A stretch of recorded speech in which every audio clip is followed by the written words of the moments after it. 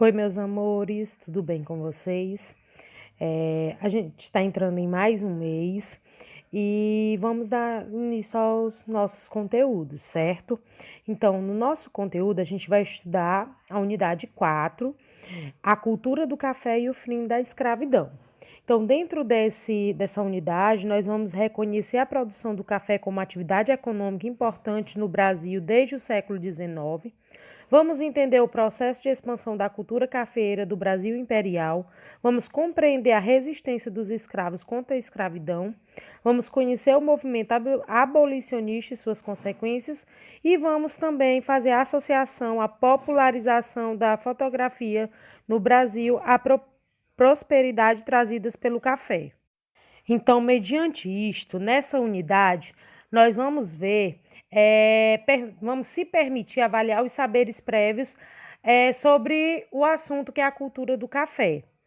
Também temos que analisar, olhando na página 62, o mapa sobre a expansão da produção do café no século XIX. Como vocês estão olhando aí nesse mapa, da página 62, a produção do café ela se difundiu do litoral para grande parte do interior do estado de São Paulo nesse período. E só depois disso, no século XX, os estados do Paraná, Mato Grosso do Sul e Goiás também se tornaram produtores. Então, para começar, a gente vai ver alguns ciclos econômicos do Brasil. O primeiro ciclo que a gente viu anteriormente foi o ciclo do pau-brasil, que foi entre 1500 e 1550. Vamos ver o ciclo da cana-de-açúcar, a gente viu também foi no século XVII, e o ciclo da mineração, que foi no século XVIII. Aí eu faço uma breve pergunta: qual será o próximo ciclo ou produto do Brasil? Então, os ciclos econômicos brasileiros que nós vamos estudar agora é o chamado ciclo do café, que ocorreu em 1830. E aí, qual a importância do café para a economia brasileira? Vocês têm alguma noção? Então, o café é um dos produtos de exportação mais importantes para a economia brasileira. Por quê? No primeiro semestre de 2017, que eles datam aqui, o café brasileiro chegou a 113 países, segundo os dados da Empresa Brasileira de Pesquisa Agropecuária, a Embrapa. Então, o café ele era um produto de mercado interno, até se tornar uma cultura mundial, onde durante muita década o Brasil foi um grande produtor até meados do século XX. Então, a sua importância no passado era muito maior. Entre a metade do século XIX e as primeiras décadas do século XX, o café ele correspondia a 3/4, ou seja, 75% de tudo que o Brasil exportava para fora. Então, nesse mapa aí, vocês estão vendo aí, ó, Brasil, expansão do café, início do século XIX até 1880. Então, nesse mapa aí, vocês podem ver que na colheita foi a fase mais trabalhosa da produção do café. Exigia muito dos escravizados. Por quê? Porque era comum oferecer benefícios para estimular o rendimento do trabalho, como roupas novas e dinheiro. No entanto, os castigos corporais continuavam sendo aplicados na rotina do trabalho escravo, certo? Dando continuidade, a palavra café é originária da palavra árabe quawa, que significa vinho, devido à importância que a planta passou a ter para o mundo árabe. Então, o café era um produto que chamava muito a atenção das pessoas.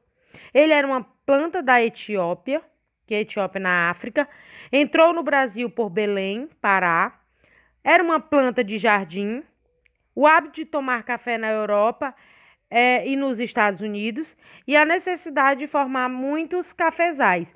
Então, o dinheiro acumulado com a exportação de café permitiu que o Brasil desse os primeiros passos em direção à industrialização. Entre 1840 e 1860, produtos manufaturados como chapéus, tecidos, calçados, entre outros, antes importados, começaram a ser produzidos no Brasil. Então, vocês olhem esse mapa de Minas Gerais. O primeiro, ele foi cultivado no Vale do Paraíba e depois se estendeu pelo Oeste Paulista por volta de 1850. Lá encontraria terra da melhor qualidade, colocando-os em São Paulo em primeiro lugar na produção. Então, vocês estão vendo aí Minas Gerais e São Paulo. Então, o primeiro local que ele foi cultivado foi no Vale do Paraíba. O café, a produção do café era baseada na no plantation. O que quer dizer plantation? Na plantação. Surgiram grandes barões do café que se tornaram políticos importantes. Então, a economia do café ela levou à implantação das primeiras estradas de ferro. Em 1867 foi inaugurada a primeira ferrovia paulista, certo? E no final do século XIX, o café já era 65% das exportações e que o próprio café sustentava o Brasil, onde o ouro negro era super dinamizado a economia. Então, vocês estão vendo aí nessa imagem aí os principais produtos das exportações brasileiras entre o ano de 1821 a 1900. Então, o café modernizou o Brasil, através de quê? Através das ferrovias. Então, como eu havia falado no slide anterior, a economia do café ela também levou à implantação das primeiras estradas de ferro. No caso, a primeira ferrovia, que foi a Estrada de Ferro Petrópolis, foi inaugurada em 1854 e ligava o Porto de Mauá, na Baía de Guanabara, à raiz da Serra da Estrela, que é a atual Magé. E aí, em 1867, foi inaugurada a primeira ferrovia paulista. Aonde? Na chamada Estrada de Ferro Santos Jundiaí. Mas antes de sua construção, o café era produzido no interior de São Paulo e era transportado por tropas de mula, ou seja, era transportadas em cavalos, em mulas, em jegues. E aí, com a construção da ferrovia, foi que houve um avanço na economia com o café. Então, também nessa época, as ferrovias foram construídas pelos ingleses, dinamizando as regiões beneficiadas. Então, nessa imagem aí, vocês estão vendo aí no século XIX, como que eram as locomotivas que faziam essas plantações, as transações de café. As cidades cresceram e a economia prosperou. Novidades surgiram e o Brasil, que na parte sudoeste, se modernizava e o capitalismo se expandia. E aí, nessa imagem aí, vocês estão vendo aí que nessa época houve um surto industrial provocado. Ou seja, foi a questão das mudanças nas indústrias. Por quê? Porque houve a expansão do café, o fim do tráfico de escravos e a tarifa Alves Branco em 1844. Essa tarifa era uma tarifa protecionista, ou seja, com elas as tarifas de importação aumentavam de 30% para 60%. Então, todo o setor industrial começou a atuar através da tarifa Alves Branco. E foi nesse período também que se destacou o chamado Barão de Mauá, como eu falei anteriormente, que era a estrada de ferro Petrópolis, que foi inaugurada e que ligava o porto de Mauá. Quem foi Barão de Mauá? Ele foi o maior empresário do Brasil, mas foi derrubado pela concorrência da Inglaterra e pelas suas opiniões em defesa da abolição. Então, aí já entra a abolição dos escravos, o fim do tráfico dos escravizados, certo? Vocês estão vendo aí algumas imagens que fazem um pouco do que era o trabalho com a cultura do café. Nessa primeira imagem aí, era como se plantava, como eles estavam plantando. Nessa terceira imagem, já era os escravos já colocando elas para transporte. E aí a gente vê a locomotiva e os grãos de café. Então, quem trabalhou na lavoura de café? Quem é que trabalhava? Quem é que fazia todo o trabalho para que chegasse até a transportação do café? Então, durante mais de 3 séculos, a vinda de escravizados da África sustentou a economia brasileira. Por quê? Porque inicialmente os trabalhadores do café ainda eram os negros escravizados. Cerca de 150 anos atrás, os fazendeiros paulistas, eles começaram a trazer imigrantes europeus para substituir os escravos negros nas plantações de café. Então, essas pessoas, elas faziam a maior parte do trabalho pesado nas fazendas, tanto nas moradias e nas cidades. Além disso, esses escravizados eram uma grande fonte de lucro para os negociadores, tanto os portugueses como os brasileiros.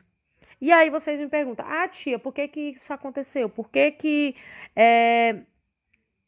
os escravos eram quem trabalhavam na lavoura de café? Em 1850 foi criada a Lei Eusébio de Queiroz, que proibia buscar escravos na África. Então, o que que aconteceu? Quando foi criada essa lei, o tráfico negreiro, ele movimentava muito dinheiro. Com a sua proibição, ocorreu a atração de imigrantes europeus às lavouras, bem como o dinheiro antes gasto com a compra de escravos passou a ser investido em indústrias, ferrovias, telégrafos e navegação. Então, o que eles faziam? Eles tiravam o dinheiro da parte que era para negociar com os escravos, né?